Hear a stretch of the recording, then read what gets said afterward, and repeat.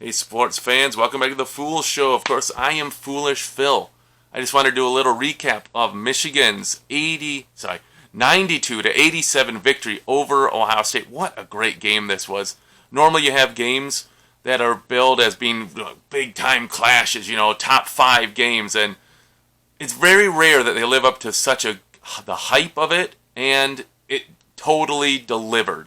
This game had no big leads. Everything was within about 8 points at the biggest. I think Michigan had an 8-point lead late in the second half. Michigan and Ohio State were flip-flopping the lead back and forth. It was great. The first half was full of three-pointers and Ohio State getting to the rack pretty well. It was a 45-43 game, I think it was at halftime. Just great action back and forth. It was frustrating as a defensive fan and was exciting as the offensive fan. It's get a stop, get a rebound. Oh, man. Second half turn came, and I think there's 2 factors that really played into Michigan pulling out the victory. Number 1, Michigan outscored Ohio State on fast break points in the second half 10-0. They turned up the defensive intensity a little bit, a few plays, got a few steals, and Ohio State got careless, especially on that one. I think it was Washington. If I'm wrong, I'm sorry. Washington had a great game, 30 points, Liddel 23 points, but I think it was Washington. He tried that behind the back pass, and no one was ready for it. And Livers saw it, drove down, got a layup, and won. So 10-0 in second half fast break points. The second factor, Hunter Dickinson was really called on in the second half because I think Ohio State made a big emphasis on Michigan stopping their three-point shots. Again, they were 10 of 13 in the first half. They only went 1 of 10 in the second half. So Ohio State's job on the three-point line was much, much better. But to cover that three-point line, that meant that they had to be tighter to the guards and the forwards on the three-point line, and that left Hunter Dickinson more room. And he took advantage, not only on when he would post up low by himself, but there would be driving lanes, and then if a layup was missed, he was there to get rebounds and putbacks. Michigan had 10 offensive rebounds. I couldn't find the second chance point stat before I did this video, but I'd be interested to see how it went because Ohio State did a great job in the first half on second chance points when Michigan was playing their zone. They didn't box up very well.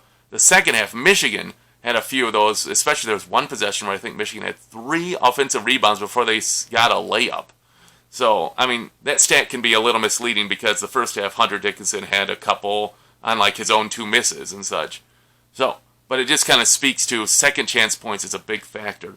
And Hunter Dickinson getting 24 points basically evened out Liddell's 23. So, that was really good. Michigan needed that, especially when the three-point shot was drying up. Overall, Michigan had such a balanced attack. Washington and Liddell did outstanding for Ohio State. There was one more, I think, maybe it was Walker had double digits for Ohio State. I might be wrong there, but Michigan Livers with 12. Even though he didn't shoot very well, he got aggressive, and he got to the free throw line, and that helped. And then you have Brown, Sean D. Brown Jr., 15 points off the bench, 3 of 4 on three-pointers in the first half. He had a nice layup and a nice jumper in the second half. You had Eli Brooks. When Eli Brooks hits his first 2 three-pointers, this is going to be a good game for Eli Brooks. 17 points for Eli Brooks. And then you have Mike Smith, 11.7 assists. And then Franz Wagner. Again, I was kind of worried what he would do because the first couple minutes of the game, he seemed to be checked out. He didn't do much scoring, right?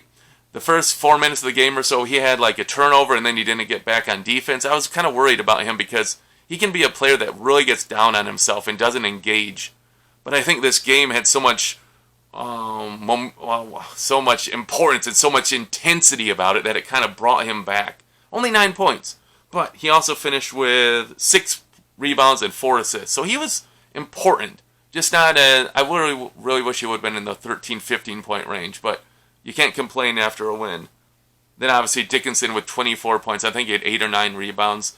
He's probably looking at another Freshman of the Week award after today.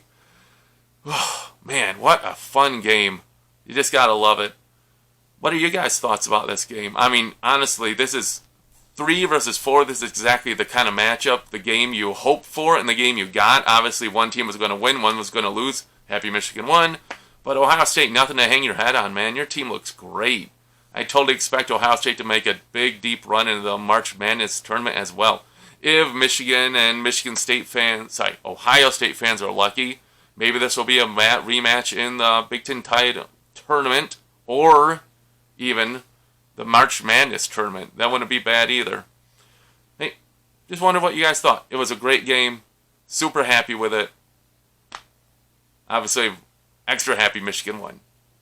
Let me know your thoughts in the comments below.